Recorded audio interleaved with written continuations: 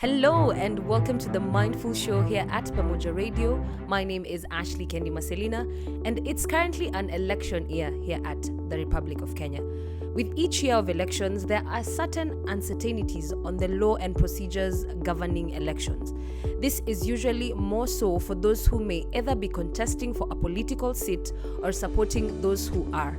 Many people tend to take elections as just a one-day event as opposed to the entire process.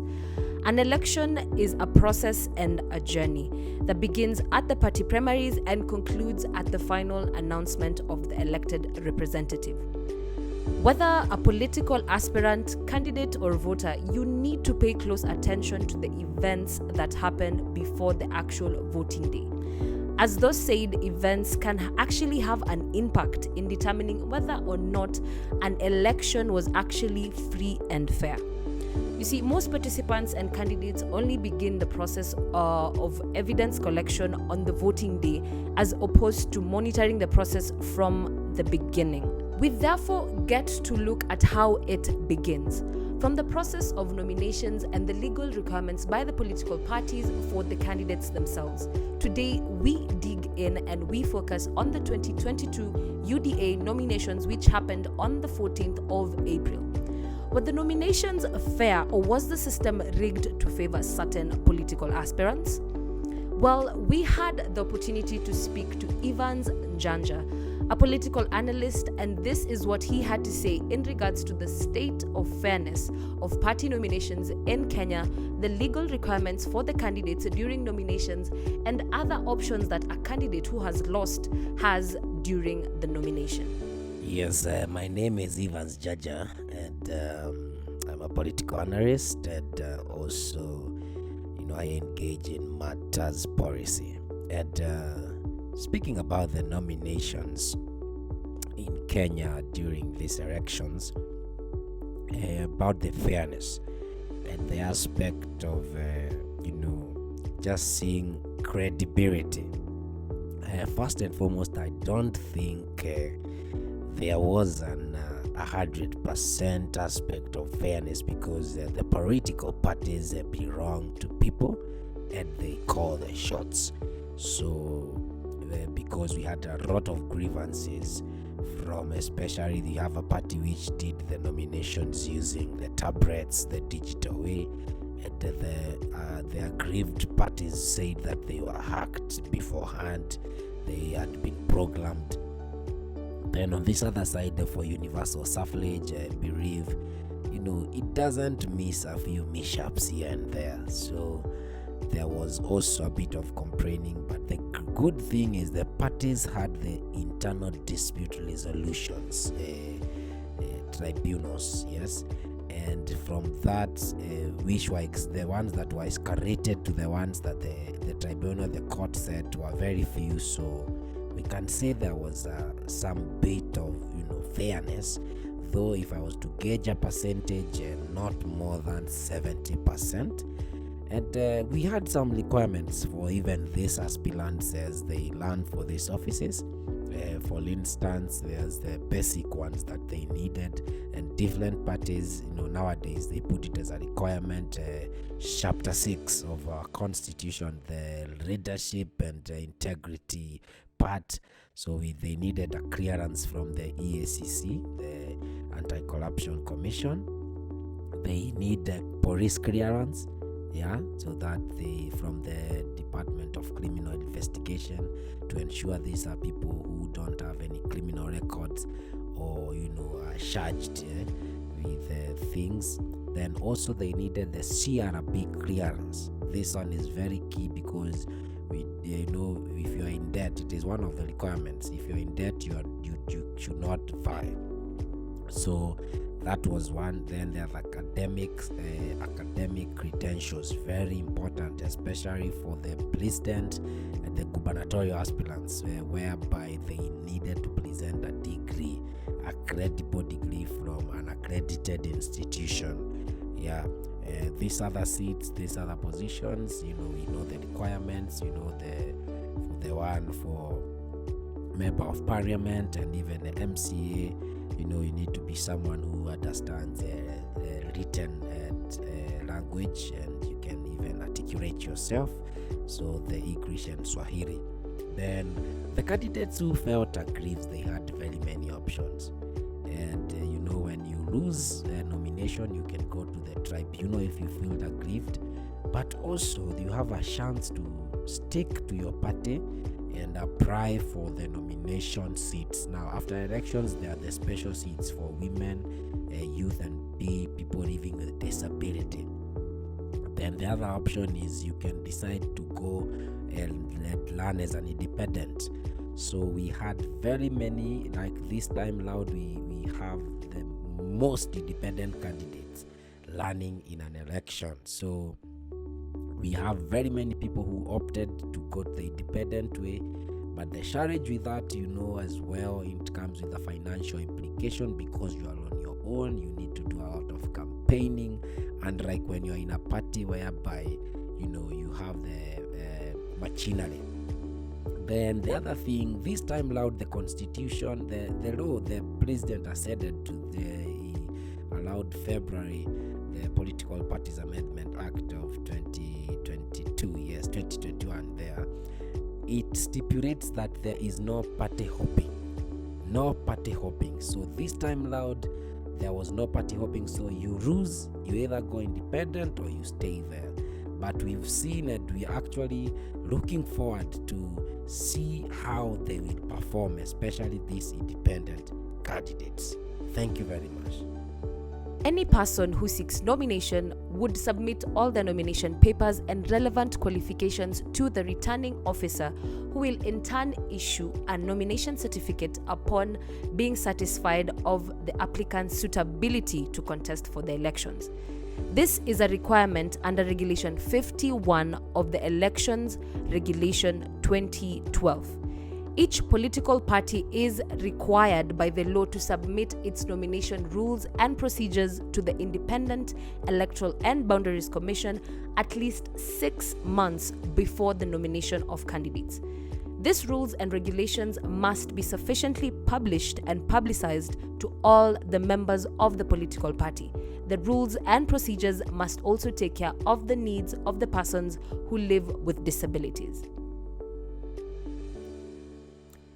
The nomination rules and procedures must have the following key content. 1. They must provide for the procedure to be adopted in preparation of the party list for persons who will stand in elections for every electoral area. 2. They must provide an internal dispute resolution system that will be the first point of call for resolution of any dispute regarding the nomination process.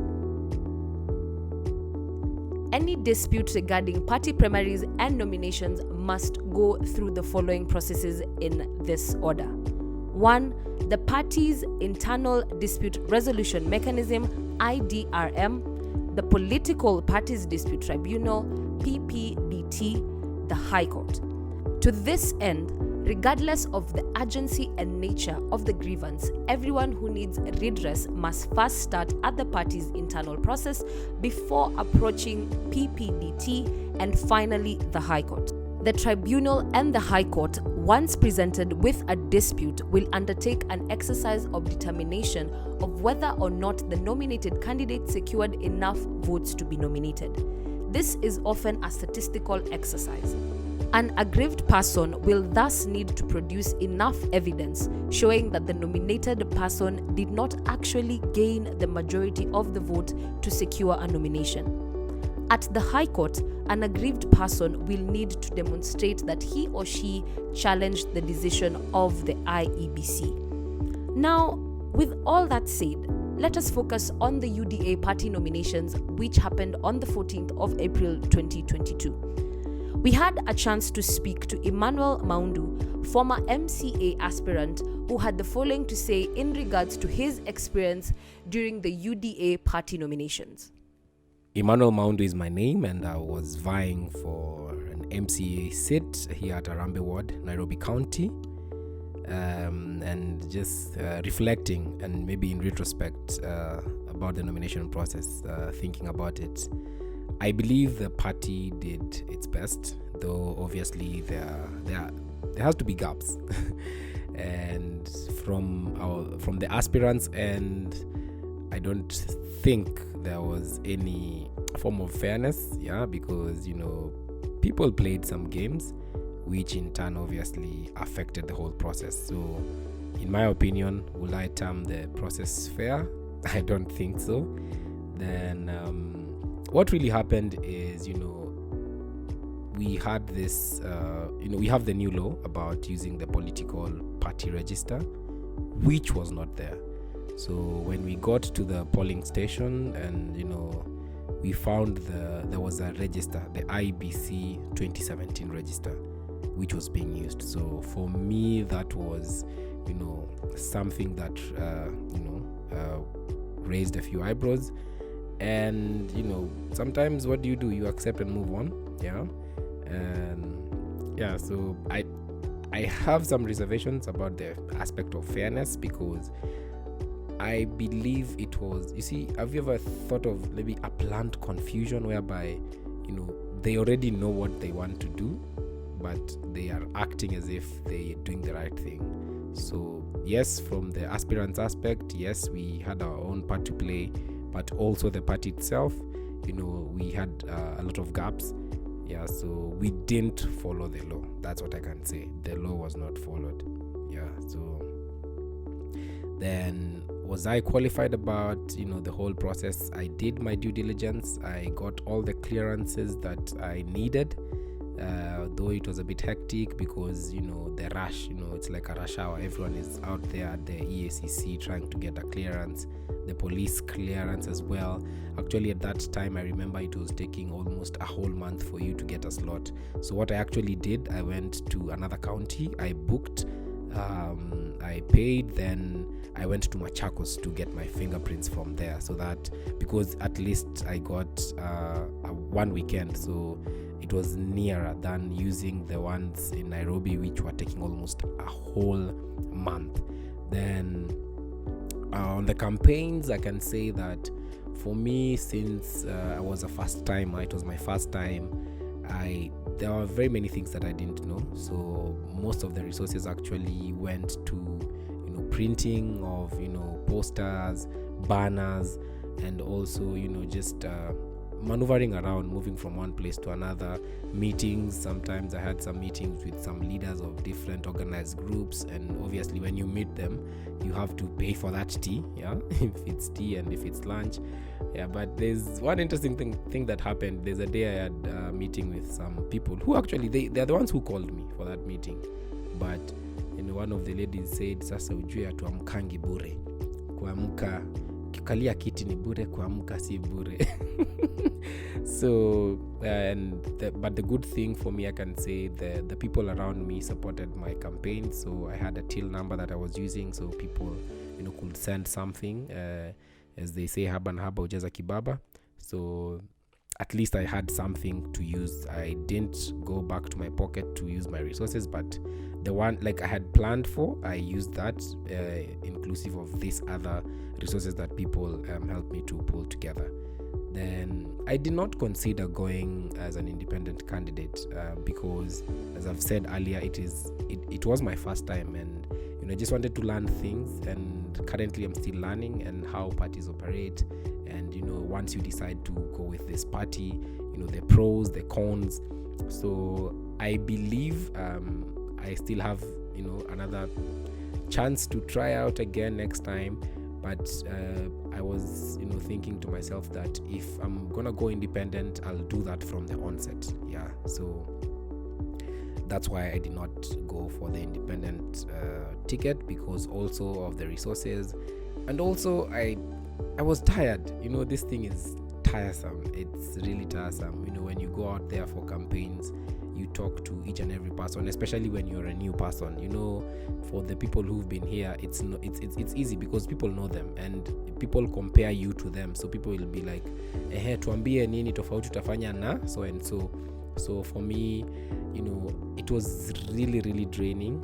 And to some extent, I felt like, it was like a sigh of relief, losing that nomination, because I'm like, wow, was I even ready for the next part? Because if this is just for the nomination, what about the main the main thing, that is the election. So there was that aspect also of fatigue and, trying to juggle things, also being a student, so being in school, trying to do your own things, studying. Actually, at that point I was doing my practicum, I was doing my internship, so trying to juggle. You're here practicing, you're counseling, you're out here also talking to people.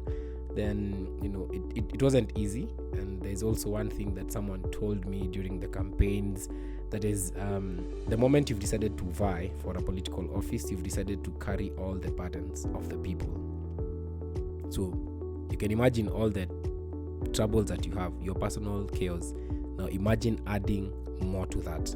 So it wasn't quite easy, but it was a worthy run, and I can say I'm grateful to the people who supported me, to all the young people.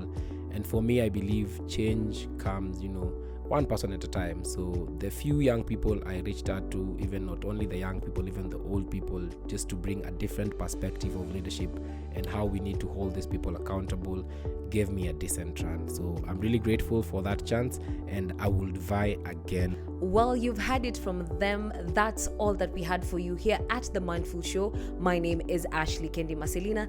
Ensure to keep it Pamoja Radio.